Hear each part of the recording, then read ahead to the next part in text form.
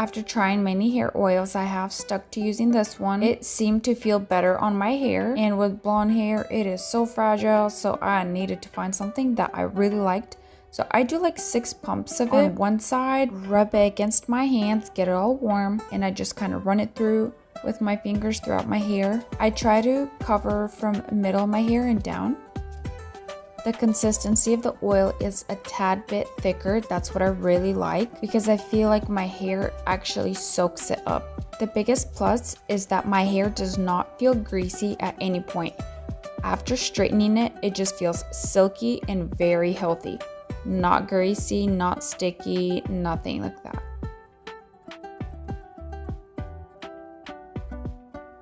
It's my go-to keeper, and I'm sure you can see why.